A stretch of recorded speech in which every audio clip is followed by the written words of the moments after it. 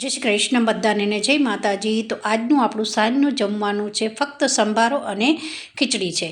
તો સંભારામાં આપણે કોબી, આંબા હળદર અને પીળી હળદર લીધી છે, ચોપિંગ કરીને મૂકી દીધું છે। ત્યાર પછી આપણે 2 ચમચી તેલ નાખ્યું, ડુંગળી, ટામેટાં, મરચાં બધું તેલમાં સતળાઈ જાય ત્યાર પછી કોબી, હળદરને ઉમેરી દીધી છે। 1 ચમચી ધાણા જીરું, સ્વાદ અનુસાર મીઠું, હળદર નાખી અને સંભારો સાઈડમાં થઈ રહ્યો છે ત્યાં સુધીમાં આપણે મગની દાળની ખીચડી બી બની ગઈ છે।